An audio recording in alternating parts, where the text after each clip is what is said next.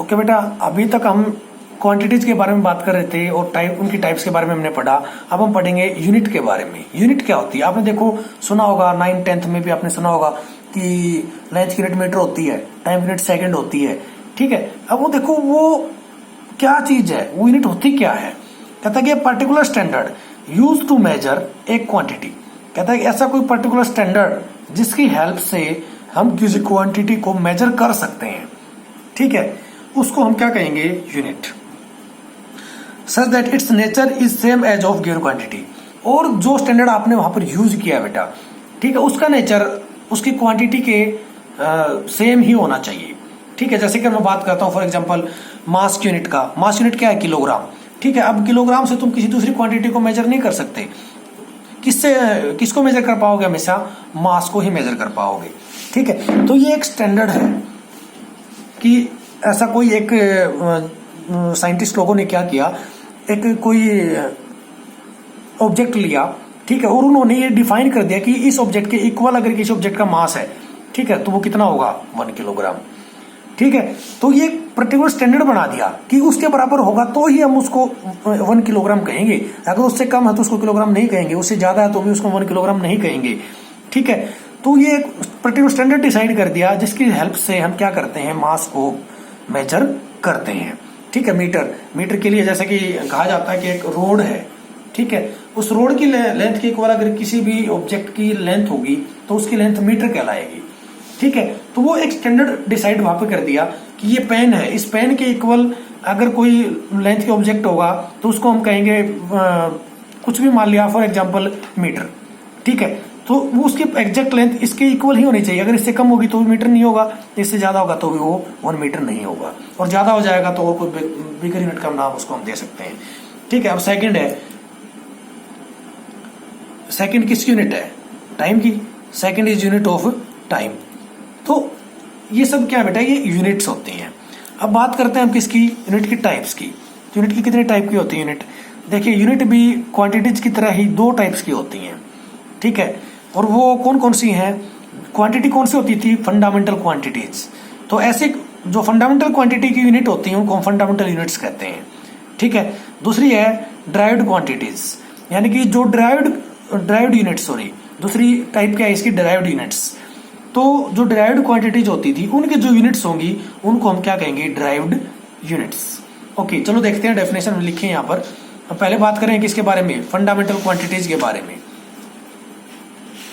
तो बेटा देखो क्या है, these are the units of fundamental quantities. अगर साधारण शब्दों में मैं कहूं तो जो फंडामेंटल क्वांटिटी हैं उनकी जो यूनिट होंगी उनको हम क्या कहेंगे? Fundamental unit. जैसे कि mass, length, time, these are fundamental quantities. Mass की जो यूनिट होगी वो किलोग्राम, ठीक है, लेंथ की यूनिट जो होगी वो मीटर, टाइम की यूनिट जो होगी वो सेकेंड। तो अब जो यहाँ पर जो किलोग्राम, मीटर, सेकंड की हम बात कर रहे हैं वो कैसी यूनिट है? Fundamental unit. क्यों? क्योंकि वो फंडामेंटल क्वांटिटीज की यूनिट है। ठीक है, इसको दूसरी तरह से भी हम कह सकते हैं या एक्सप्लेन कर सकते हैं। देखिए कैसे, these are elementary units by using which other units can be obtained but they can not be obtained from others.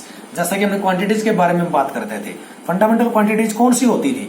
ऐसी क्वांटिटीज जिनको दूसरी यूनिट की हेल्प से डिराइव नहीं किया जा सकता, बल्कि फंडामेंटल क्वांटिटीज की हेल्प से हम दूसरी क्वांटिटीज को डिराइव कर सकते हैं।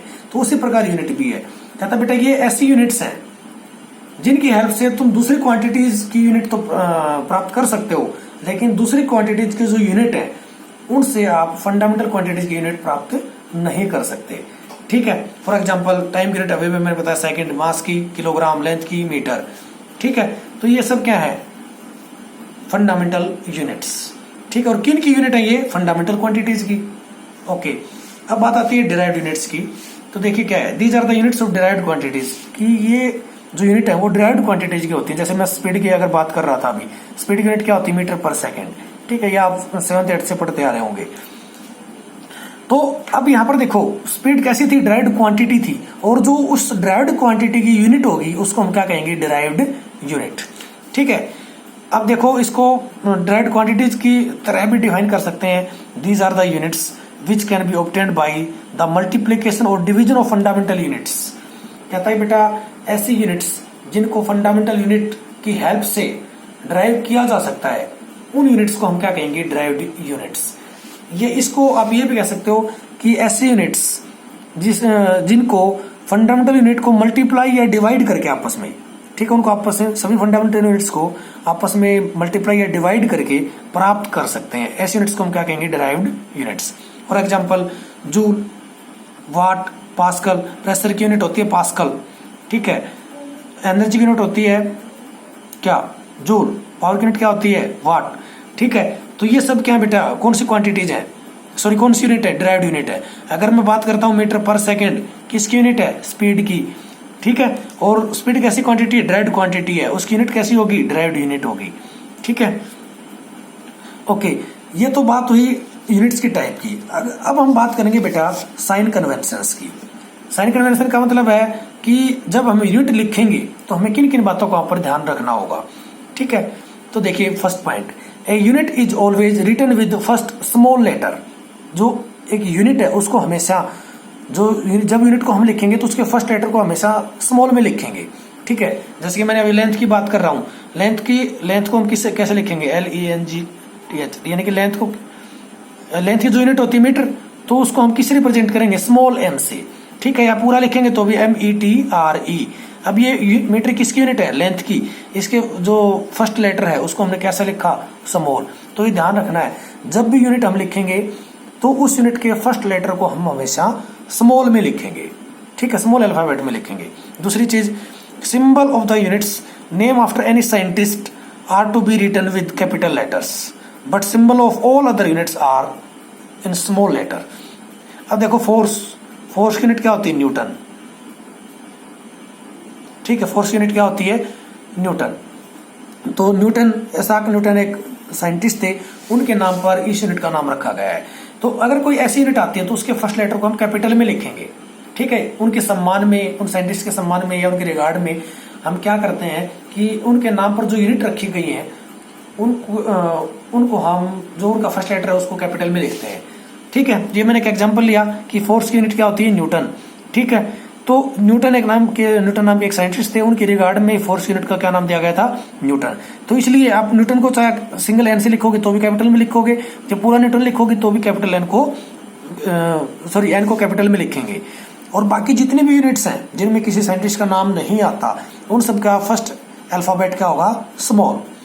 Third point is unit and their symbols are never to be used in plural forms, ठीक है। अब जैसे कि मान लिया मैंने कहते हैं 1 किलोग्राम, लेकिन मैं बात करता हूँ 101 किलोग्राम। अगर मैं 1 किलोग्राम की बात कर रहा हूँ तो ठीक है, 1000 किलोग्राम, अगर 1000 किलोग्राम लिख रहा हूँ तो ठीक है।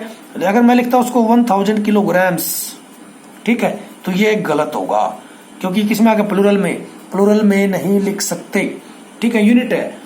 मिनट की बात अगर मैं करता हूँ बेटा, तो कई बार आपने एग्जाम में सुना होगा कि 10 मिनट रहते हैं, ठीक है, 10 मिनट आर लेफ्ट।